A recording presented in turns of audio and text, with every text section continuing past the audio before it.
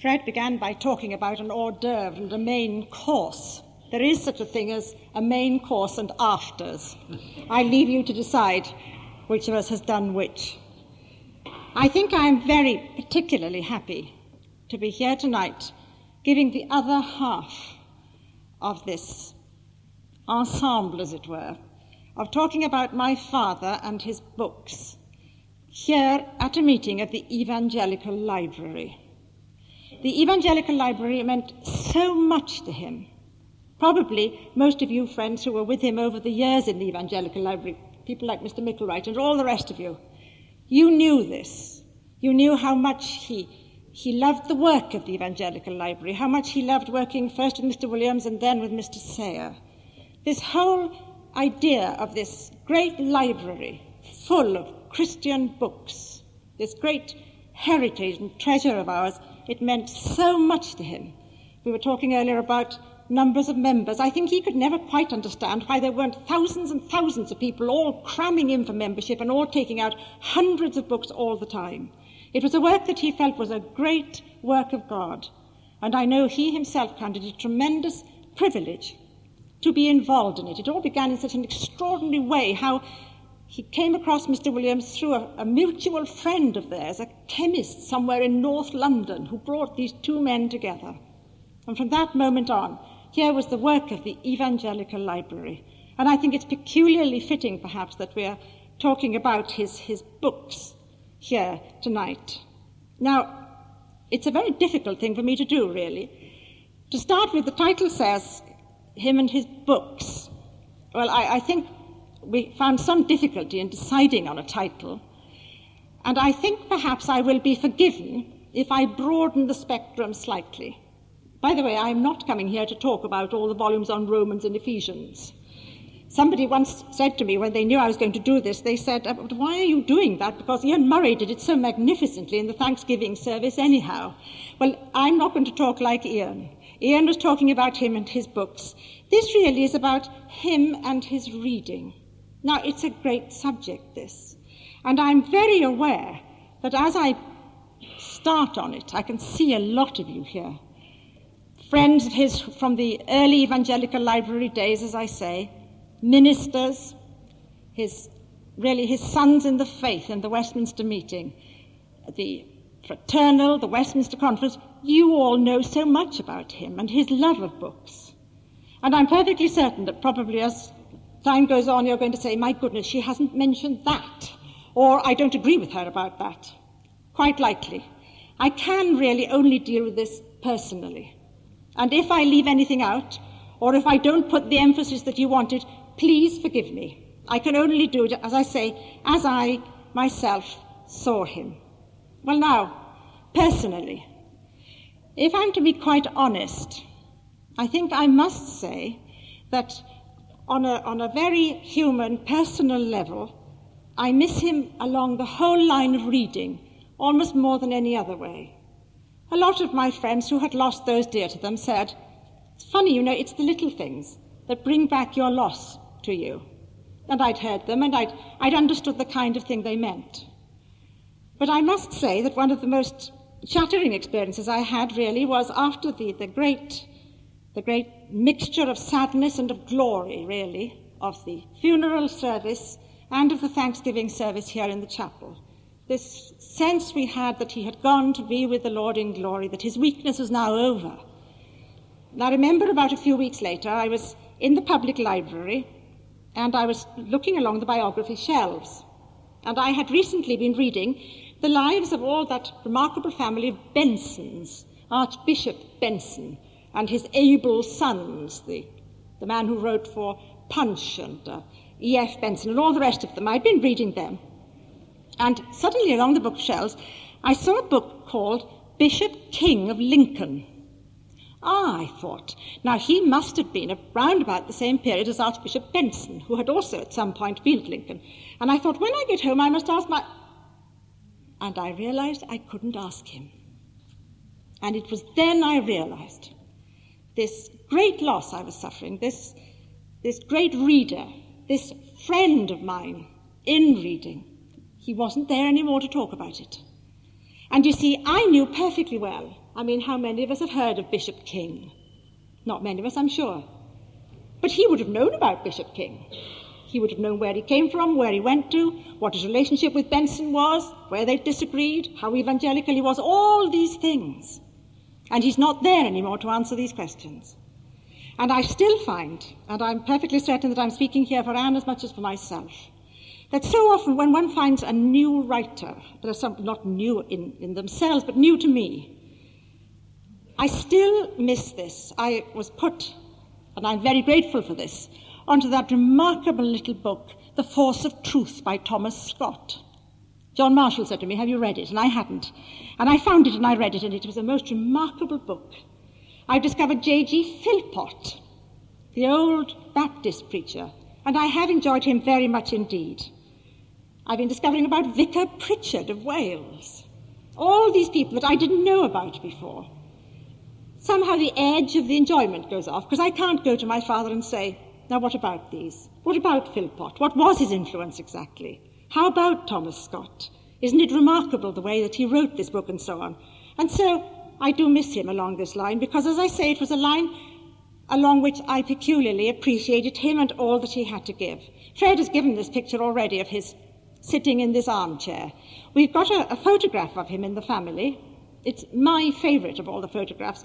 Some of you may have seen it. I can't remember if it was in any of the magazines. It was, that's right, of him in profile, reading. And that is exactly how I think of him. This oasis of peace in the middle of all the life that was going on around us, this peaceful man sitting there with a book on his knee, enjoying it and wanting us to enjoy it as well. Now, my early memories, right back, are connected with him and reading. I remember quite well in the study in Aberavon, my mother must have been out or something, sitting in his study, as I say, which was lined with books from floor to ceiling, over the floor as well often, on the desk, theology everywhere.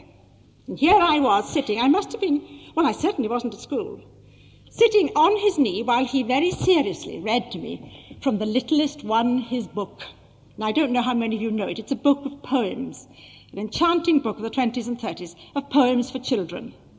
And I remember him very earnestly discussing the characters of Jane and Emily Jane with me, why Emily Jane was so much nicer than Jane, and what it was about Jane that wasn't pleasant. He was perfectly prepared on reading to come down, as it were, to this level. It was something that he enjoyed doing. And, of course, he himself, I know, has said, and here again, when I reread what he had to say in Preaching and Preachers, I felt, well, really, what am I going to say that he hasn't already said? But perhaps I'm really only underlining some of the things he said. But he said how always on holiday, he would always read a great deal. And this takes me back to another early memory. I remember going to stay in Borth. I was, again, very young. It was the mid-1930s, on that lovely sandy beach in Borth. It was a boiling hot summer day. I know, we always tend to think it was boiling hot when we were children. But this really was a boiling hot day, and I was gambling about in a bathing costume and digging and paddling and all the rest of it. Everybody else was on the beach in the amount of undress that was allowed in the mid-1930s. We were all hot, and there we all were with this glorious sunshine, all sunbathing, as I say, and playing. In a rock, in front of a rock, over to one corner of the beach, fully clothed, in a grey suit, with a hat upon his head, his usual hat, shoes, socks, the whole thing, waistcoat, sitting bolt upright, as I say, leaning back against a rock and reading The Divine Imperative. And this was on a sunbathing beach. You see, he read like this. He read always, as I say, in the mornings in the summer holidays. He read all the time. But the great thing about it was that we never resented this. Anne and I took this as part of him. He was the great reader. It was his work, it was his enjoyment. It was part of him, and so it became a part of us. We never resented it. In fact, it's interesting, my mother has a story, I don't remember this myself, of apparently in my first term at school, it was the time of the great unemployment in Aberavon at the time, and a lot of people, of course, were out of work then. And every child in the reception class apparently was asked what work their father did. Nobody knew about this. It was something that apparently landed on us in an ad hoc sort of way. The first thing that my parents knew was that I came back from school weeping copious tears of indignation. And when they tried to find out what was wrong, apparently what had happened was this amiable but ill-advised teacher had asked each child in the class what work their father did. She'd gone right round the class. And of course this was to find out how much unemployment there was in the class. Now, as I say, the girl was ill-advised because she happened to know what my father was. He was the minister of the chapel down the road from the school, so she knew. She didn't bother to ask me. I came back filled with indignation. My father worked terribly hard all day reading, and nobody had mentioned that he worked at all. So you see, there it was. Reading was to him something that we knew. Yes, he preached, but he read, and he read lovingly, regularly, and a lot. Well, now then, as I talk about this reading of his, perhaps I just better fill you in a little with the background. I won't be long here. He came from a family that was always interested in reading. His father was not a very well-educated man, but he was a man who was interested in the whole world around him. He read the papers carefully and methodically. He read one or two religious papers as well. He kept himself in touch with the world around him. My father's older brother, who died in the flu epidemic in 1918, was also a great reader who not only read but also wrote poetry. We don't know what the poetry itself was like. We've got one or two little exercise books of rather charming First World War type poems. He knew apparently Robert Graves and Siegfried Sassoon, so it's interesting. He was in that kind of literary background, this older brother. Tragically, as I say, he died. His younger brother also was a literary figure. He went to Oxford, and there he knew Ronald Knox. He met Evelyn Waugh. He has got a considerable amount of fame over the past weeks with this Brideshead Revisited, because he'd actually met Evelyn Waugh and knew him. Not well, but he had at least come into contact with him. And even more interestingly, my uncle was actually in the same tutorial group as C.S. Lewis. So you see, they were a reading family. There was this kind of talk about books and authors and writers and how you wrote and so on. So there it was. Well, then, as we look at him as a reader, to come on to now how he handled his reading, I wouldn't be true to his tradition, would I, if I didn't start with the negative. Remember, he told us we must always start with the negative. So I shall start with the negative. He disliked paperbacks very much indeed. Now, all of us in the family, grandchildren, children, everybody, we all had to persuade him that books were very expensive nowadays. The students, of course, as you can imagine, were very ferocious about this. How could they afford to buy books costing £10.95 and so on? And he did grudgingly agree that perhaps this was true. But you see, it's interesting why he disliked these paperbacks. Books to him were friends that you kept for life. And you see, you couldn't keep these paperbacks, they fall apart. If you just bend them open, then they're finished, aren't they? He did have a kind of grudging allowance of these halfway house books. I can't remember what they're called. You know, they're sort of stiff paperbacks. Them, perhaps, he could tolerate, but by and large, he did not like the paperback world in which he now found himself, and was, I think, never quite happy that one or two of his own books came out in paperback, though, as I say, he allowed it for expense sake. Now, the other thing that's interesting, of course, and one tended to forget this about him, he didn't like digests at all. He said at one point, "I am not a believer in digests and encyclopedias. They encourage a ready reckoner mentality rather than thought." But when you think about it, of course, this is very typical of him. He couldn't bear anything potted, as it were. He didn't like shortened versions of things. He didn't like biographies, which were just a few broad sweeps of facts. He liked the biography to start about 200 years before the subject was born and work up to it. You know, he liked his books to be full books. He didn't like this modern habit of thinking that you've got a lot of knowledge if you just knew a few headings and so on. Digests and encyclopedias, no way for him. I must say the Reader's Digest did go in and out of the house, but very rarely would you find him looking at it. And I'll be coming back to this potted and a dislike of potted things later on. And interestingly enough, too, arising out of this in a way, the third thing he disliked was an over-concentration, now I must underline, an over-concentration on style for its own sake. Now, of course, he liked his books to be well written. I mean, he liked all books to be well written. He himself enjoyed a good style. What he was worried about was that if the style took over, as it were, from the contents, if they were mannered, books that he couldn't bear them. He had a very interesting passage, you may remember, in Preaching and Preachers, where he says that he thinks that this was part of the cause of the downfall of the pulpit and preaching. I don't know if you remember this place. Was that, you see, preachers had begun producing beautifully styled essays instead of preaching the word. It was interesting, too, with regard to style, how sometimes he really disliked something that was quite beautiful in style because the content was wrong. I remember having quite a discussion with him about Tennyson's poem Crossing the Bar. I don't know how many of you know it. Sunset and evening star, one clear call for me, and may there be no moaning of the bar when I put out to sea. And I thought this was the most beautiful poetry. He said, but it's wrong, he said. It's wrong. The truth is, safe into the haven guide. Oh, receive my soul at last. Christians don't go out to sea when they die. They come into the haven. And I said, but it is beautiful, isn't it? He said, the beauty doesn't matter. It's wrong. So you see, this is the point. It was style you had to be very careful of. And here, of course, I've got to mention the whole question of style in his own books. I mean now, the things he wrote, well, no, not he wrote, but his Ephesians, Romans, and all the rest of them.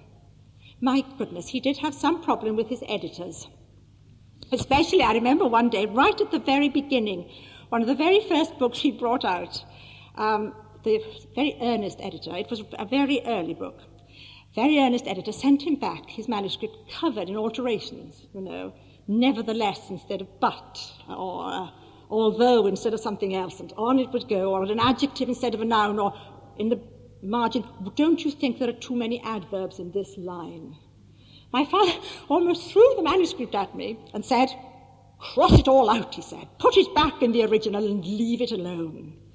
And it was interesting, towards the end, he said to me, when you come to do the editing of the books, he said, don't agonize too much over the words.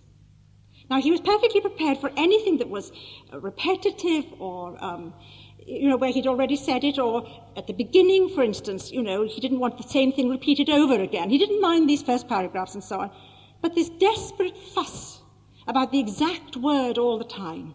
Don't worry about it, he said. This is the truth of God. Let the truth go out. And I must say, it's very interesting how many people have said to all of us in the family, it's great reading his books. We can hear him as we read it. And that's the point. This is what it was the content that mattered. This was the thing on which you concentrated. Of course, you made the content as nice as you could for people to understand it, but you didn't fuss and fiddle on about the style. So that's style. Then the other thing that he was really not keen on, he didn't enjoy novels. Now, I must make this quite clear. He didn't disapprove of novels. He didn't object, really, to other people reading them within moderation, as with everything else, though I think he did sometimes feel that too much novel reading was a waste of time. But he himself didn't enjoy them. He actively disliked Dickens and Hardy. Depressing men, he used to say. Dickens, I think, probably because of the intense assault on the emotions that Dickens keeps on doing. He keeps on twanging on your heartstrings. Everybody dies by inches, and they're always little girls, and all this kind of thing. I don't think he could take this. And then Hardy, with his cynical pessimism, he disliked them. And as I say, novels in general he didn't enjoy, but there was one great exception, and that was Sir Walter Scott. Now, Sir Walter Scott he really had enjoyed tremendously. As I say, he didn't... time was at a premium when in his ministerial life, and I don't remember him reading him much. But Scott was a novelist whom he loved. And the funny thing about him was, of course, that the bit that the rest of us always skip, the first 100 pages of every Scott novel, that was the bit he liked best, you see. You see, it's this non-potted thing again. Here was Scott building up his background. He loved it. Also, I always think, as far as I myself am concerned, it's interesting how perspicacious he was as a lover of literature. It always worries me, as an ex-English teacher, how they often start children off with Scott with Quentin Durward or Ivanhoe. Far and away the most boring things Scott ever wrote. Now, my father started me off with Scott with The Antiquary, a great novel, and Old Mortality, another one, Heart of Midlothian, all these. They were the ones he got me onto first. Scott at his greatest, really. So his whole approach to Scott was interesting, and as I say, really very perspicacious. So Scott really was all right as far as novels were concerned. Now that really also leads me on to say that he was very fair about novels. I haven't mentioned one thing. He was very good. He would often put us in touch with perhaps writers we hadn't heard of. I'll be coming on to this more just a little later on, but it was he, for instance, who began me off on John Buchan. Interesting, he during the war, produced a few copies of Buchan and said, I think you'll enjoy this. But I think probably Buchan again, because he's in a sort of Scott mould, in a way. It's this kind of novelist he liked. But there was one lesson, I think, that he always taught us. And that was, and here I come on to something else that he felt strongly against in reading. And that was that reading must never become like a drug. Fred has memories of his talking about people who are always wandering about with their noses in books. I always have an uncomfortable feeling that he may have been referring to, well, perhaps to me, perhaps to Anne, perhaps to both of us. I don't know at that time. There was a time I remember quite well when I'd evolved a system whereby you could dress and undress while reading a book at the same time. Now, this kind of thing, I think, worried him a little. In other words, reading can very quickly become a drug. I think that was why perhaps he had slight reservations about novels as well. One must never allow reading to sort of drug one. One must never allow it to take control of one. The Christian reader is to be in control of his reading as well as of everything else. So that was a danger. The other thing too, and he makes a very clear point of this, that never, never should one read just to impress other people. He says, I have emphasized the place and value of reading, but if your chief reason for reading is to parade it and make a display of your knowledge, it is obviously bad in every sense. Now, he was talking largely about ministers there, but I think he meant all of us as well. He was always worried when somebody would become famous in the world of whatever it was, and you'd get Christians rushing to get hold of it, just to get a smattering of knowledge about him in order to say, I have read so-and-so. Now, this always concerned him. You don't read in order to show how well-read you are. You read, as we'll go on to see, for much more important and profound reasons. And the other thing that he felt very strongly was that you never read just to get ideas which you then regurgitated. He said, we are not meant to be gramophone records or tape recording machines. I remember sometimes his expressing some anxiety about various speakers who, because of their love for the writers of the 17th, 18th, 19th century, would produce the thoughts of the 17th, 18th, 19th century, and often in the language of the 17th, 18th, 19th century. In other words, a kind of regurgitation of your reading was what he didn't like. He used to worry sometimes about a person who we'd say, goodness, isn't he able? Yes, he'd say, but I think that what he is just a good student. Now, this didn't mean that he didn't want people to concentrate on their work, but not just somebody who read things and could reproduce them. Reading was much more than that, he said. Much more than that. And here I go on to perhaps one of his most significant statements about reading, and now I am moving on to the positive. He said, in a sense, one should not go to books for ideas. The business of books is to make one think. The function of reading is to stimulate us in general, to stimulate us to think and to think for ourselves. Take all you read, he said, and masticate it thoroughly. It's rather like bacon, isn't it? You know, about books that are meant to be not some swallowed, etc., but some are meant to be chewed and digested. That was the reading that my father approved of. You chewed and you digested your books so that they became part of you. You were then stimulated. You thought. And what came out was your, as it were, quintessence of all the reading, but it was yours. It wasn't originality for originality's sake. That was not what he meant. You took all this wisdom of all the ages and you made them a part of you. You were stimulated. So you thought better, and as a result you spoke better. So then, coming on to his reading himself, what were the marks of his reading? Well, you may be surprised at this, but he was not a quick reader. I'm sure most people thought that he got through books at the speed of knots. He didn't. He wished he could. My mother said that he often said, there are so many books to be read, I wish I could read more quickly. But he was basically a slow reader. He once apparently sent away an answer to some advertisement for a book that told you how to read more quickly. One of these books that tells you just to look at the middle of the page and all the other words will float into it and it'll be all right. But in the end, he came back to his own method of reading, and he read in his own way. He read a lot, yes, but he didn't read it quickly. But, of course, the great thing about him was his phenomenal, and I use the word advisedly, I think, memory. He remembered what he read. And I think he remembered what he read because of these things that I've talked about before. Because he concentrated on the contents and this, what I can not think of putting it in a better way, is mastication principle. Because he read in this way, then he remembered it all. It's interesting, as Fred has referred to his knowledge of the New Testament. He was not at all a rote learner. He couldn't learn by heart. He actually couldn't learn by heart. To sit him down with a 4-line verse and say, now learn that, he couldn't do it. But if he was preaching and he would begin on a passage in Paul, a verse would come to his mind, he would often go through about 15 verses without stopping, absolutely correctly in the authorized version, because he knew it. The contents had mastered him, and so it came into his mind. So the slowness of the reading didn't matter. He contained all that he read.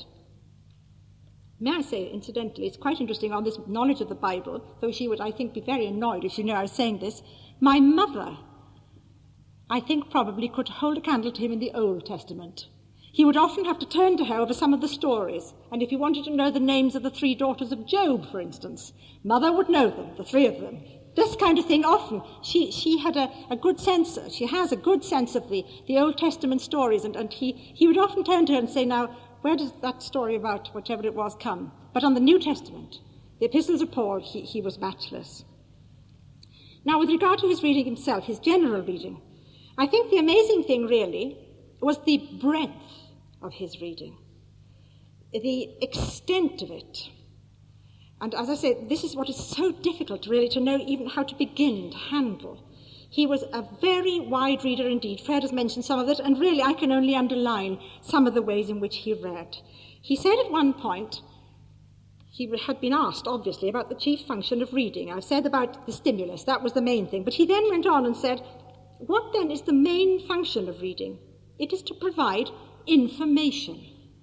Now, he read widely for information, and it was interesting how important this was in so many fields. For instance, the Westminster conferences, I'm sure we all remember, don't we? He'd finished, wouldn't he, have the last lecture, and he'd have his subject.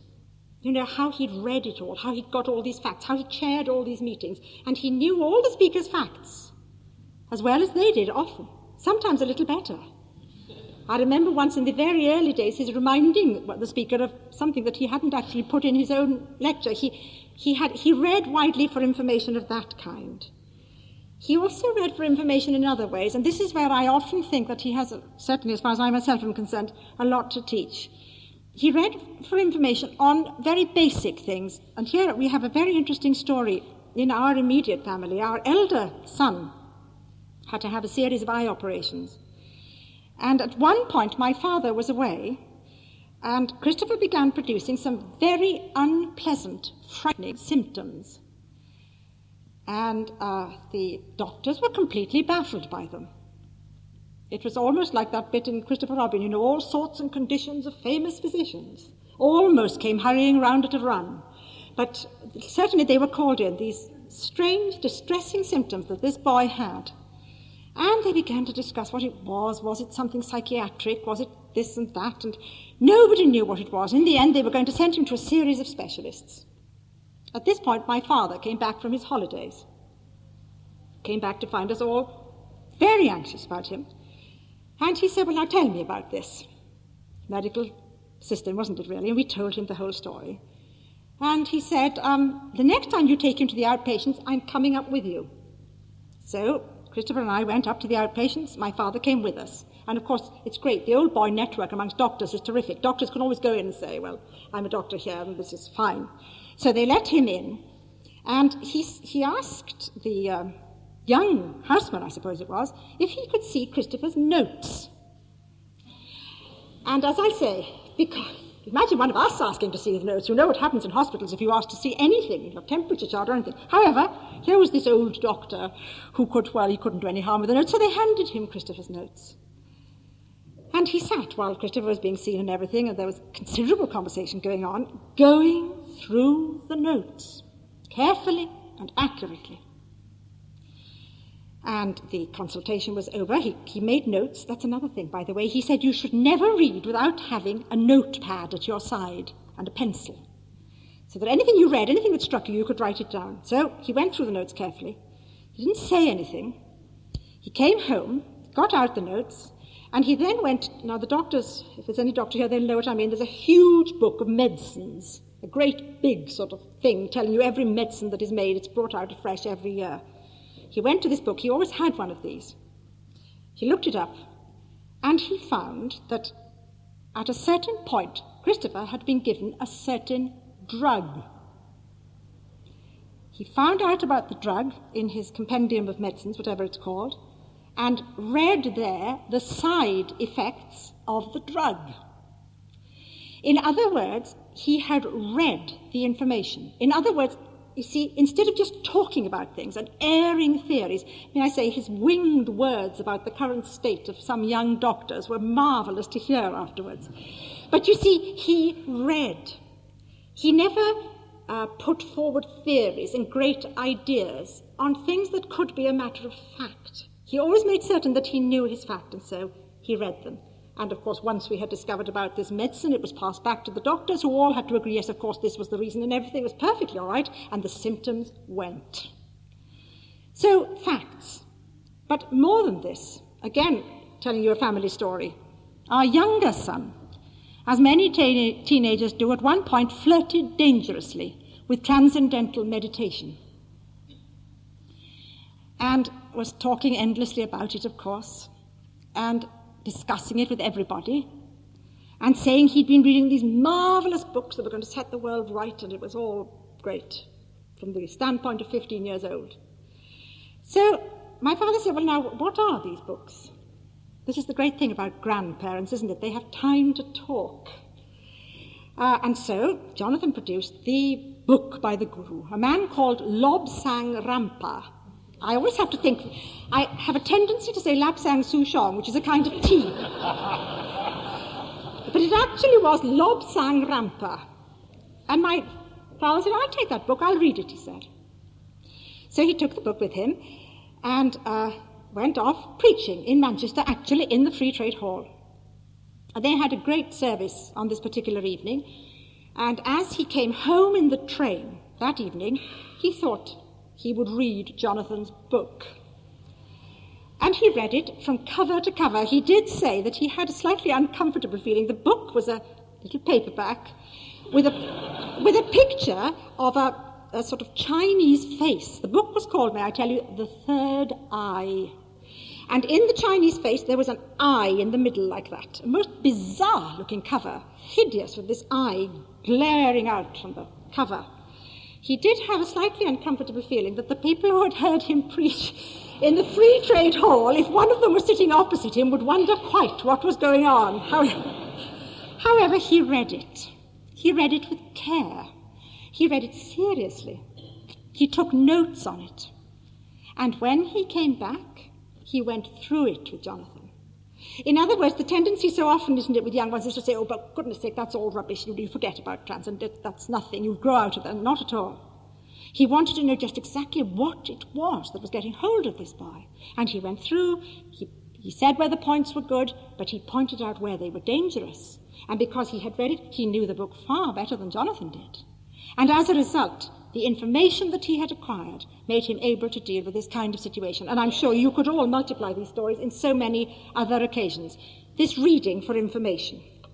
Then, of course, and here, as I say, I can only just say it in general, he read widely and he read generally. He read biography, again, detailed, rich biographies, and of a very interesting variety. He, for instance, had greatly enjoyed reading a biography of that great, brilliant and tragic figure of the 19th century, Cardinal Newman. This whole story, where he'd gone wrong and how it had happened and what this great mind, how it worked and so on, the whole way the Catholic mind worked, he'd read that. I remember too, once Fred and I had to go to a luncheon where I had the great good fortune to sit next to Owen Chadwick, one of the Regius professors at Cambridge. And I had greatly enjoyed this. I had come across Owen Chadwick's Victorian church myself, but I came back and, as Fred says, he was always very interested in everything that was going on, and I said I was sitting next to Owen Chadwick. And I found, you see, he'd read all Owen Chadwick's books, knew them in detail, found them interesting, said how significant this outstanding book of Chadwick's is on the secularization of thought in the 19th century. He'd read it, he knew it. All these interesting thinkers of the day, he read them, as I say, biography itself, and he believed in reading widely, and he gave his reasons. He said, it will be good for your mind, he said. It will preserve resilience and freshness. I have always tried to do this, and to take certain journals which deal with general affairs and literary matters, and where there are good, well-written articles, and I underline it, good book reviews, which will suggest other books for reading. Now, I've been talking to Mr. Sayre about this. You see, here's the Evangelical Library. He read all the book reviews, didn't he? And he phoned up and said, now I've read a good review here. How about this book? He read the reviews. They not only made him enjoy his own reading and give him further ideas, but you see, they enabled him to join enthusiastically in other people's reading as well. And he was really great here. This is another thing I miss. He used to give books for birthdays, for Christmas, for the end of a holiday or the beginning of a holiday. Any occasion where he could give a book, he would, and he used to love doing it, and it was always the book that you would like, because he knew the kind of thing that we liked, and then he would read his reviews and think, yes, now that would be a good one. He'd keep an eye on contemporary literature for Anne. Knowing my fondness for Victorian books, religious tract society books, Mr. Sayre is very helpful to me here as well in the Evangelical Library. People like Hesba Stretton, the other ones that wrote these Christian-based books. He knew I enjoyed them. And so what was my joy one Christmas, you see, to receive a book that I'd never even heard of called The Religion of the Heart, a book that considers all these writers and deals with them and gives further suggestions for reading and so on. Somebody we once knew was thinking of doing a PhD theology thesis. He'd got a subject. My father produced him a reading list that long. He read his reviews, he knew the kind of books, he'd read half of them himself, but at least he knew the field in which the man moved. And in a way even more remarkable, I think, was his extraordinary series of pieces of advice to our daughter, to Bethan, who was doing a very esoteric thesis on a very particular sort of literary subject of language in poetry and so on, people like Edward Thomas and the old early Welsh poets, these old bards and so on. And he said to her, along this line you're discussing, he said, there are some interesting developments in Cambridge at the moment. This was about 3-4 years ago. He said, you see, there are these structuralist fellows in Cambridge, he said. There's going to be some sort of problem there, I think. Obviously, their writings are beginning to clash. Well, of course, 2 years later, the whole balloon blew up in Cambridge, but he'd seen it coming. He would say, there's a book you should read by Frank Kermode, exactly along your line, he would say. Or, I read a poem by one of your tutors, Tom Paulin, in the Times Literary Supplement this week. I mean, not only in general knowledge, but in specific little details of research, he would know what was going on, and as a result was able to help us to enjoy what we were reading. He was a tremendous enthusiast. And he enjoyed sharing with other people's enthusiasms as well, with the grandchildren. You see, he would enjoy discussing the finer points of a wrestler with Adam, or school problems with the two older girls, or American politics with Jonathan. And in fact, I remember myself when I was a very little girl, I used to collect cigarette cards. Now, as you can imagine, it was rather a hard job for me to collect cigarette cards because nobody anywhere smoked around me.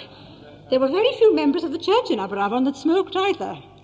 And I really laboured my way through a collection of film stars in cigarette cards. I can't remember if it was Wills or Players. Anyhow, by cadging from my friends, by borrowing from school friends, fathers, all devious means, I got them all except Norma Shearer. And Norma Shearer hung over me for weeks. I couldn't get her. I kept on getting all these ordinary ones, like Errol Flynn and all these others, but not Norma Shearer. I can't remember what number she was even, and I was getting depressed about this. I suppose I was about 7 or 8. These cigarette cards collections are now selling for anything up to £100. But anyhow, as I say, there it was. I couldn't get her. And then one morning, I've remembered it to this day, I got up, and there at my breakfast place, on my plate, was Norma Shearer. And my excitement was tremendous, and apparently what had happened was my father had been preaching somewhere up the valleys. And somebody who'd been driving him, they always had tea. Oh, goodness, I'd look back at these times, these marvellous teas that there were between the afternoon and the evening meeting. You'd go to somebody's house, the table groaning with food, and there would be talk, and the ministers would be there. They were great days. However, on this particular occasion, the man who'd been driving him pulled out a packet of cigarettes. Pulled a cigarette out. My father leaned across the table and said, "Excuse me, have you got a card in that packet?" Somewhat surprised, the man said, "Well, I'll have a look." Pulled it out. "Yes, I have," he said. So my father said, "Can I see it?" "Good," he said. "It's Norma Shearer. I keep..."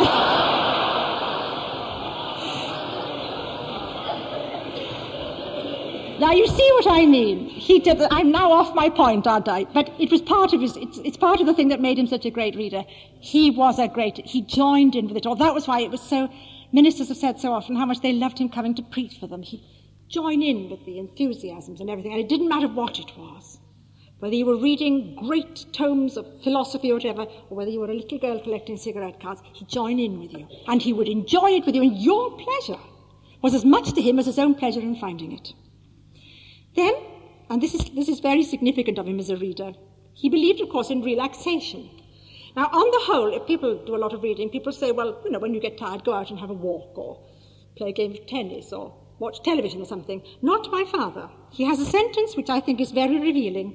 He says, "The mind must be given relief and rested. But to relieve your mind does not mean that you stop reading. You read something different." Now, this is what he did also. He read for relaxation. And the funny thing about this, and it's something that often used to amuse my mother, his real relaxing reading was his medical journals. He read medicine, as Fred says, right to the end. He enjoyed them. And they were often, you'd find him in the evening reading them. And as I say, he sometimes read them to the most marvellous effect. He didn't just read them to relax, he took them in. Again, he masticated his medical reading as well. And sometimes it was invaluable. He would have read of something in some medical magazine somewhere that was just the answer that somebody somewhere needed. And so he read for relaxation. He also read apologetic works, of course. Now, really, where can I start here? I was talking to the Reverend Howard Jones the other day, and he said that he thought the great thing about him was that he was always about 10 years ahead of everybody else in his reading. And I think there's a lot in this. I've read with great interest this last week in the Welsh Evangelical Movement magazine, the Kilchgrawn, a review, and an excellent review, by a man called René Laurentin on Catholic charismatics. The Welsh review is a very interesting one, and I wholeheartedly support what he says. But the interesting thing is now this is appearing in June 1982. My father got a number of us reading this book, I think, at the beginning of 1978. In other words, he read that he was aware and kept himself aware of the general thought of the world. You see, I'm slightly moving on now. We come from literature and so on. He had read Hans Kung long before anybody else had ever heard of Hans Kung. He knew what Hans Kung was saying. He could see this problem. Not only could he see the problem arising in the English faculty in Cambridge, but he could see the philosophical and the theological developments of the world. And he was slightly amused at the sort of wild rush that a lot of speakers had to do to get hold of a copy of Hans Kung, to read him, because they didn't know him. He had read him, and he had understood him, and saw how the man's thought was going and the problems that were going to arise. Again, to quote my mother, she said that he often used to say to her that he felt that when you read general reading like this, philosophy, as I say, and general religious thought, he always wanted to know the other man's point of view better than he knows it himself. I illustrated that, didn't I, with Jonathan and that transcendental meditation man. Not only that, he used to say, you must read all these books, and he used to do it himself. And because he read them so thoroughly, he always advised us, didn't he, and I'm sure you all remember this, to be quite certain what a man didn't say as much as what he did. So often, one would read and get taken over by a writer and say, my goodness, he says A, B, C, D, E. Yes, he would say, but he doesn't say F, G, H, I, J. In other words, you're missing what he's not saying. So all these philosophical books he read, and he read all the journals, they all came pouring into the house. The theological journals of every shade and colour would arrive in the house. He would read them, and as I say, reading these reviews, he'd have ideas for his own reading.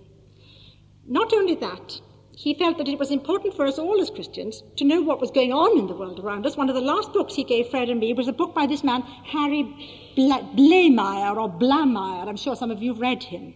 He said, read this man. He's an interesting man. See what his position is, where he stands with regard to us, how close he comes and yet how far away he is, and so on. He enjoyed this kind of reading. But he said, too, that one always needed to be careful about one's general reading. It's the same point as I was making earlier. General reading is good, but it must never take over. You must know yourself, he would say. If you find you're spending too much time on reading something, stop it and balance it back again. He believed in balance. And not only was he balanced himself, as I said already, he was helpful to others. He said, you have to know what to read for yourself and also for others. And he certainly did. It's interesting to me always, looking back historically, the last 30-odd years, what a help he was to those of us who read literature back in the 40s and 50s. You see, this was the time before the whole arts thing had taken over in the Christian world, before Dr. Schaeffer's books had begun to come out, and the help that Dr. Schaeffer's books have to give. I was reading English at Oxford at the time, and I remember quite well getting myself into terrible trouble by attacking Chaucer for writing some story that I felt a dirty old man. I didn't quite, but I very nearly did. And of course the wrath of the tutor came upon my head. And I remember telling my father this, rather thinking that I'd been suffering as a Christian, as it were. Not at all, he said. You're not handling your literature properly. He believed in this balance. You looked at literature as literature. And as a Christian, he helped you to handle it, to see what the style did, what the content was, what the purpose of the man was in writing it. I learned far more from him than from the tutor, how to handle literature itself. And he was very good at giving the right book to the right person. He tempered the wind, of course, to the shorn lamb. He has a marvellous passage, hasn't he, in Preaching and Preachers, where he says if somebody is introspective and slightly given to depression, you do not give them a book that is thundering out the message of conviction of sin and the total depravity of man and so on. Otherwise, he said, you will drive him mad. He knew his people, he knew how to help them. As I say, from literature students through, as Fred says, to souls who were suffering, there was always something that he could find. And now I must quickly do the last three things, the reading he loved best. I've left this till the end, but of course, in a way, this is what you know, even better than I do, a lot of you. I know this, certainly as well as I do. He read theology. A preacher, he said, should continue to read theology as long as he is alive. But it must be biblical theology. He didn't like this arid reading and discussion of theology, where you tossed one doctrine around from one to the other. It had to be theology that arose out of the Word of God. This was theology at its greatest to him. And when he read a book of theology, again, he could see what the man didn't say. I remember when he was in hospital, having some very unpleasant treatment. For the whole of 1 hour, when the treatment was really at its worst, he sat talking to us about a person that's having a great vogue at the moment in the States, this marvellous new evangelical theologian. He said, "You need to watch his writings. He's not quite right," he said. In other words, his theology was so great, it was so much a part of him that he could almost feel what other people were saying. Then there was his devotional reading. I use this word carefully, because he said at one point, "I abominate," he said, and it's a very strong word, "I abominate devotional commentaries. I do not want other people to do my devotions for me." He didn't like a sort of sentimental devotionalism at all. What he meant by something devotional was a type of reading, he said, which will help you in general to understand and enjoy the Scriptures. He had a lot of people in this. The Puritans, he said, "You will find, I think, in general, that the Puritans are invariably helpful." He told the story of how when he himself was at a low ebb, how the heavenly Dr. Sibbs, do you remember, had helped him by the bruised reed and the soul's conflict. This heavenly pastoral figure had given him great blessing. He knew that some of them, like John Owen, were the greater theologians, but he said, that was his expression about it. And then, of course, how often have we heard him say, "I am an 18th century man." Jonathan Edwards. He kept on saying to us, "You must read Jonathan Edwards. In the middle of your political lives and you're travelling around, read Jonathan Edwards," he said. He is the one that can keep you with your feet solidly based on the rock. Read him and learn from him. Then, it's interesting too do you remember how in the Thanksgiving service, Gaius Davis and Mr. Romilly Jenkins had a kind of slight debate about my father as a human being, whether he was essentially a doctor or essentially a preacher. Do you remember the discussion they had almost? Now, not speaking about the greatness of the calling at all. I'm speaking now about him as a personality and as a temperament. We in the family think probably that both were right. But there is one other thing that one must add, and that is that he was a Welshman. Now, this was a very important part of him. Surprising how many people were surprised that it was in Wales that he was buried. He couldn't have been buried anywhere else. He was a Welshman through and through. He loved the other nations, sometimes with a sardonic smile. But he was a Welshman, and at the very end, he only read 2 things. Now, one of those things was his book of Welsh hymns. I'm sorry that so many of you are so deprived that I can't read some of them to you.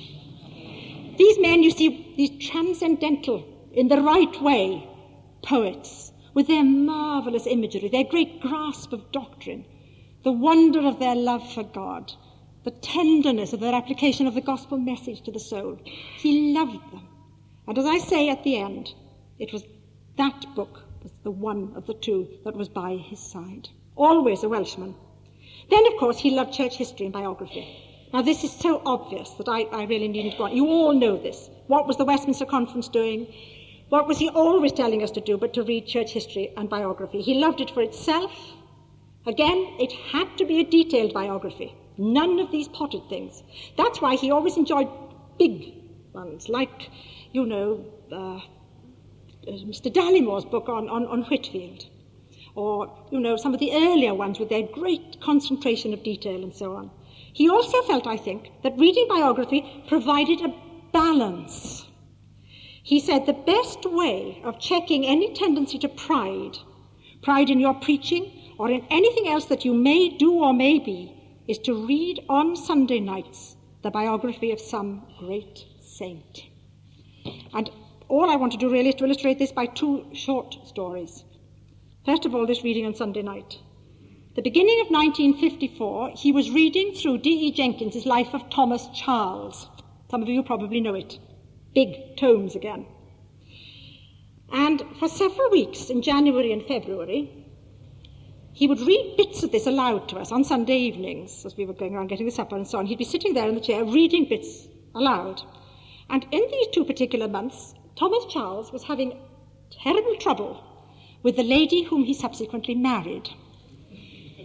I don't know how many of you have read it, but she dithered for ages. She would come right up to the point, and then she would suddenly become afraid of launching upon the troubled seas of matrimony. Back Thomas Charles would go again into a depression.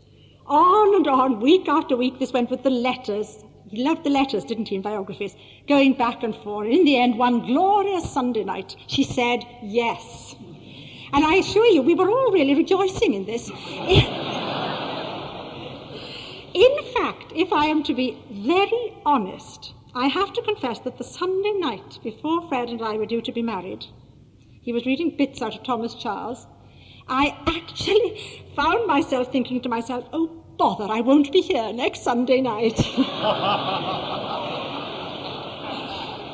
You see, so great was his enthusiasm that it had got hold of us all, really. That was one story. The other story was a marvellous occasion when we climbed up to see the great memorial to the Covenanters, the communion stones. I don't know how many of you have been there. It's just up in the hills behind Hoyk. You know the great story of the Covenanters, how they used to have to go and have their communions up in the hills in case they were caught. We had a dire journey up there. We had to go through fields full of bulls. We had to leap over ditches, climb under barbed wire, but we got there. And we got to this really lyrically beautiful spot in a sort of amphitheatre of the hills. And there's a great monument there, a high monument, and on the top is a communion cup. It's a wonderful monument to these great men of God, the Covenanters. And my chief memory is of my father. We arrived there, standing, looking at this thing and taking off his hat. You see, he not only loved them, he was not only enthusiastic about these great men of God, he revered them as brothers in the gospel. They meant so much to him. And that, I felt that was indicative of exactly how he felt about them. And then last of all, of course, the Bible. I've left this until the very end because you all know it. He said, read it, he said, because it is the bread of life, the manna for your soul's nourishment and well-being. You all know, I'm sure, that he followed the Murray McCheyne system of reading. He believed in reading the Bible often, from beginning to end, through and through, not just reading one's favourite passages. You studied certain passages when you needed them, but you read the Bible consistently, time and time again. I think Mother worked out that they must have done the system for at least 53 or 54 years. So, you see, the New Testament he would have read at least 110 times on the system, let alone all his own study for his sermons. And it's a remarkable fact to me. He died on March the 1st. On February the 28th, the last chapter of the daily reading he would have read was 1 Corinthians 15. It was as if the Lord, yes, he'd stopped taking the times, and the Lord was pointing him on to the resurrection of the body that was to come. It was this great systematic reading he did. I've been rereading recently some of the very early sermons he preached in Aberavon. You see, he read his Bible regularly. He knew it and he loved it. At the very end, when he couldn't speak, he would point to verses out of it. He pointed and to the one about in all things to be content, not to be anxious. He pointed me to the one about, this earthly house of our tabernacle, the far better reward that was waiting for him. He just pointed to them, or he tried to write them down on a piece of paper. It was the Bible, the Welsh hymns, and the Bible. And as I say, one of his early sermons in Aberavon said this: on your own deathbed, he was about 28 at the time, you will be confident in the love of God and the knowledge which you have that Christ has died for you and your sins, and that you shall be with him in the world to come. Now, he proved that. You see, that was true of him because great, enthusiastic, wide-ranging, fascinated reader that he was. As far as he was concerned, the only fact in the whole world that mattered was the truth to which the Word of God, his greatest reading, pointed him to. The old, old story of Jesus and his love. And to finish, I really would like to read you a passage out of this little book, The Force of Truth. I think it really expresses the kind of way that we all saw my father at the very end. This is written by the Reverend John Scott, who wrote about Thomas Scott, and this is what he said. In the concluding years of his life, he was, as it appeared to me, obviously ripening for heaven. He had fought a good fight. He had finished his course. He had kept the faith, so that at the last, his genuine humility before God, his joy in Christ Jesus, his holy zeal for the diffusion of the gospel, his tender affection to his family and all around him, his resignation to the will of his heavenly Father, and his exclusive trust in the merits and grace of his Saviour, seemed to leave little more to be done but for the stroke of death to bring him to his grave in a full age, like as a shock of corn cometh in its season. We do hope that you've been helped by the preaching of Dr. Martyn Lloyd-Jones. All of the sermons contained within the MLJ Trust audio library are now available for free download. You may share the sermons or broadcast them. However, because of international copyright, please be advised that we are asking first that these sermons never be offered for sale by a third party. And second, that these sermons will not be edited in any way for length or to use as audio clips. You can find our contact information on our website at mljtrust.org. That's mljtrust.org.